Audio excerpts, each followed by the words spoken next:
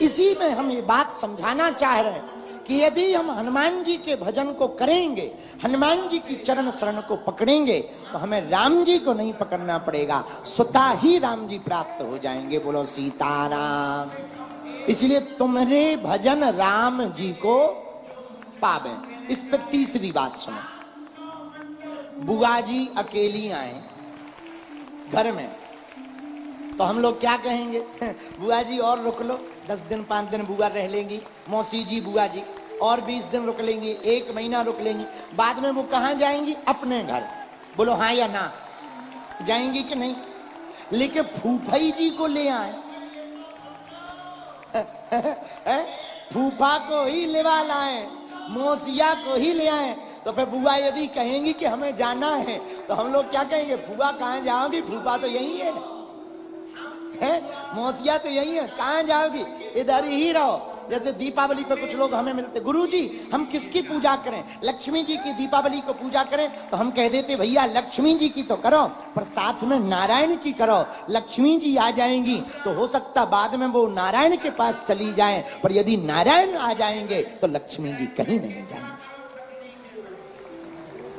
उसी प्रकार राम जी को पाने के लिए हनुमान जी माध्यम है। यदि हम हनुमान जी को बुला लेंगे, राम जी कहां? जहां हनुमान जी। और हनुमान जी कहां?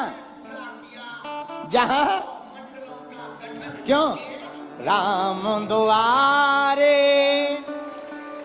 तुम्हें रखवारे। हनुमान जी कहां? जहां राम जी। और राम जी कहां? जहां, बोलो बोलो बोलो, हनुमान जी। इसको ऐसे समझो, सदा रहो रघुपति के दास। सदा हनुमान जी आप राम जी के पास ही रहते हैं।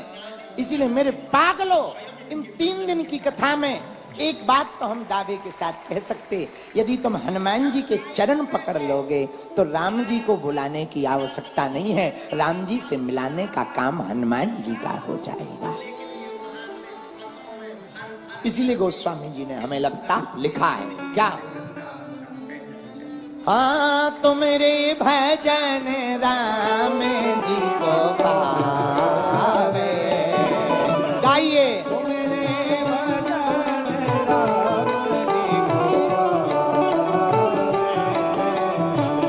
जन्म जन्म के दुख बिसरावे,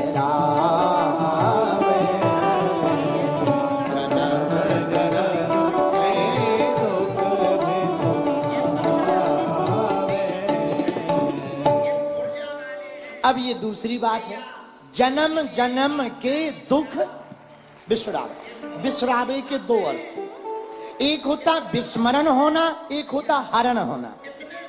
हरण होना मतलब हर लेना, विस्मरण होना मतलब दुख तो है पर याद नहीं। जैसे हम लोग दांत के दर्द की दवा लेने के लिए डॉक्टर के पास दांत उखड़वाने जाते, तो डॉक्टर क्या करता? इंजेक्शन लगा देता, शून्यपन हो जाता, तो दांत तो निकल जाता पर दर्द नहीं होता। क्यों? क्योंकि विस्मरण रहता। उसी प्रकार यदि हम लोग हनुमान जी की भक्ति करेंगे तो दुख तो रहेगा पर दुख तुम्हें परेशान नहीं करेगा। हाँ, जन्म जन्म के दुख बिसरावे।